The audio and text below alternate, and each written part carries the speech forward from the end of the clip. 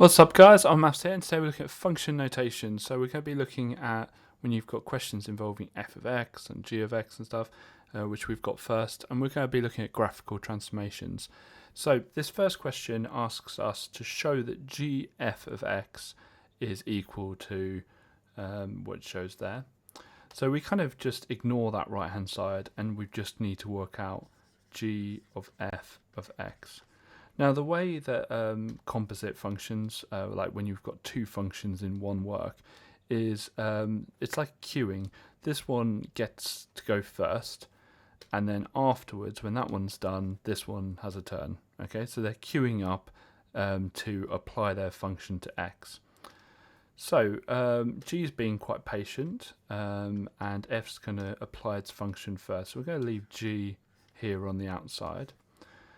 Now, when f applies its function, it just creates a x plus 1 squared, which is shown here. There we go. That's all we need for that.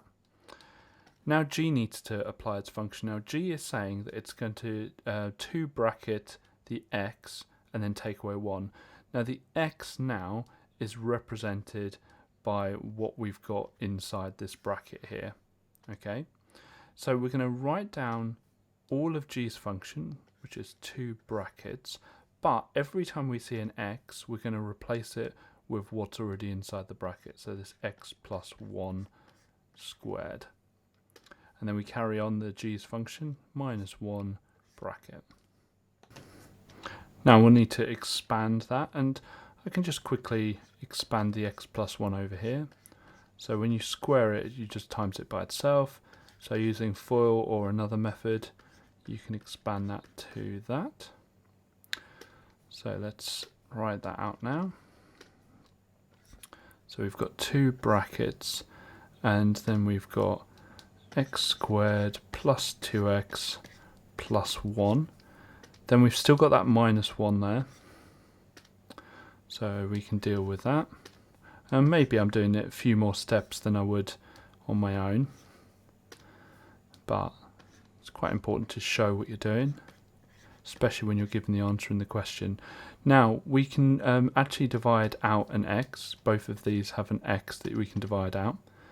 So I'm just going to divide out the x here.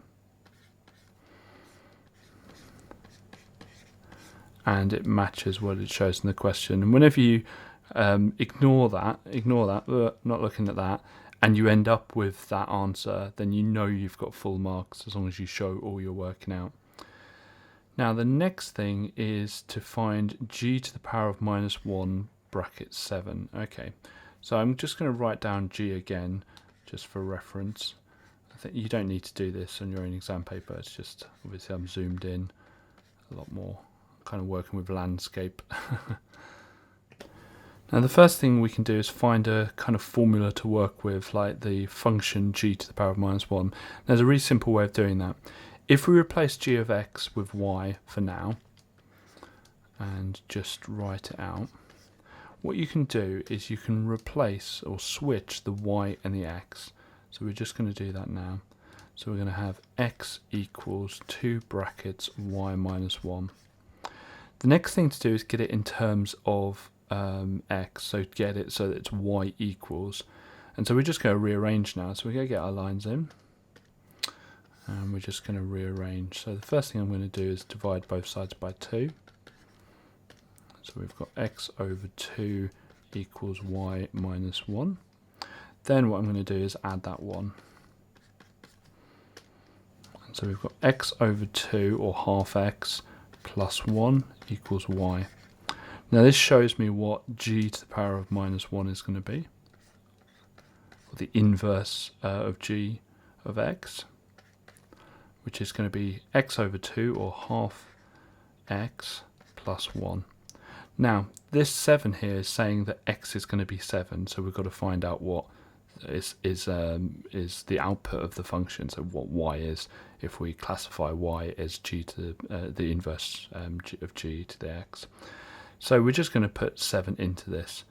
So we're going to have g to the power of minus 1 with a 7 inside of it is equal to half times 7 plus 1. Half of 7 is 3.5. 3.5 plus 1 is 4.5, also 4.5.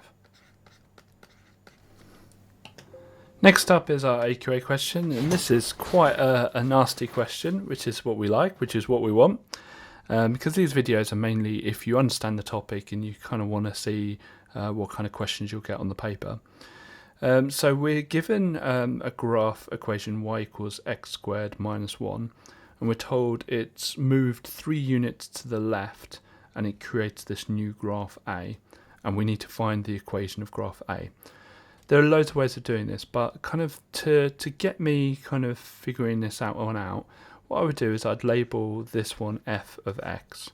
That just means we've got a function of x, and yes, we know that f of x is going to be x squared minus 1.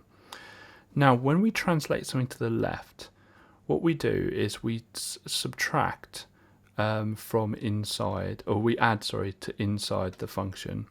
So this new equation is going to be f of x plus 3.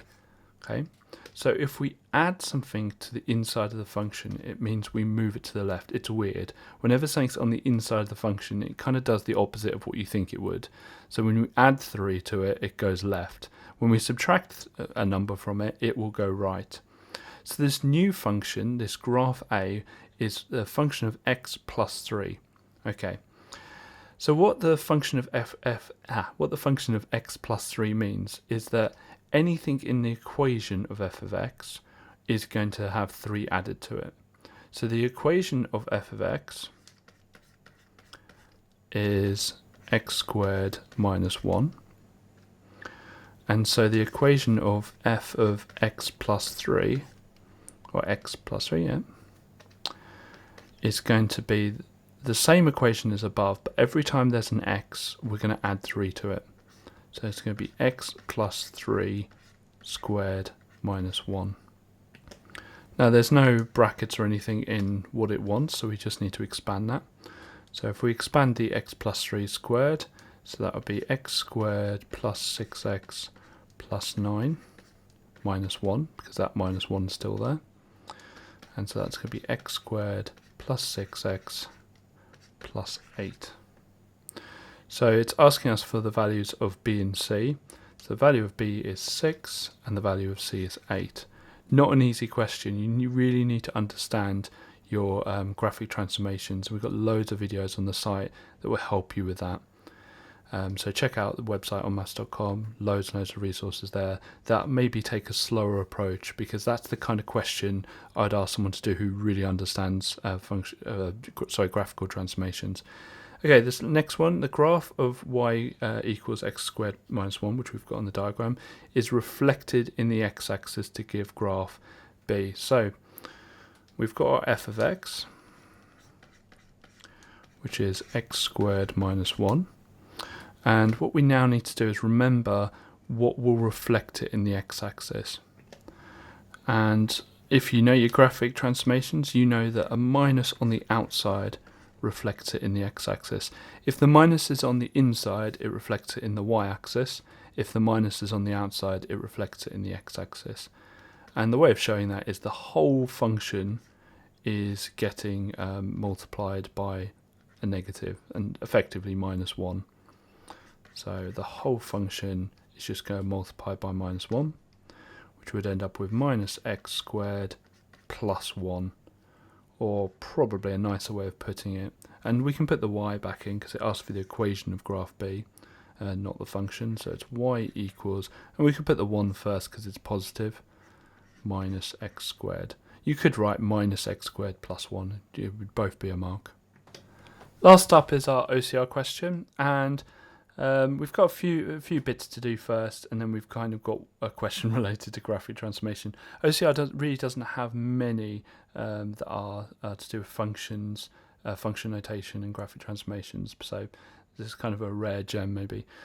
Okay, so this first one is just, was it completing the square? So it would be x squared, hang on, we would write out x minus the half of this, which would be 4 squared. That will create a 16, which we don't want, so we take away the 16 plus 25. So we've got x minus 4 squared plus 9. Now I've rushed through that because we have a video on that already. Just check out our, I think it's the quadratics video, which we go through that in detail. Okay, now it says to work out the coordinates of the turning point. If you remember from that video, the turning point is going to be the opposite sign to that as the x, and then just that for the y. Now the reason for that is if f of x is x squared, then this one here is going to be f of x minus 4 plus 9. Okay, which equals the x minus 4 squared plus 9. Okay, and so from the x squared, we've gone 4 to the right and 9 up. Okay, remember if it's negative, in fact, let's just do that a bit clearer, and 9 up. So if it's negative on the inside, it goes right, 4, and if it's positive on the outside, it's what you'd expect, it would go up 9. And so the coordinate would be 4, 9. Okay, so if you know your graphic transformations, you can easily answer that question. It makes complete sense. Okay, hence describe the single transformation which maps the graph y equals x squared onto the graph that we've just found there. Okay, now if you remember anything about vectors, which is probably what we'd use to describe this single transformation, you would well, first of all, you need to describe the single transformation, which would be translation, obviously, because we've moved it. It hasn't got any bigger, hasn't got smaller, hasn't flipped, hasn't done anything, hasn't reflected. So it's definitely a translation. And we describe it as a vector. Okay. And if you remember vectors, the top one tells us how far right, and the bottom one tells us how far up. So as described in the previous question, we've gone 4 to the right, and we've got 9 up. Well, I hope you found that video useful. If you did, please click like. We are going to almost come to an end of the summer school series, so please write down any comments of stuff you want us to cover after summer school's finished. After the summer school has finished. If you want to see more from us, you can click on the link that's magically appeared at the top of the video now. It'll take you straight through to our website, onmaths.com. Otherwise, I'll see you in the next video.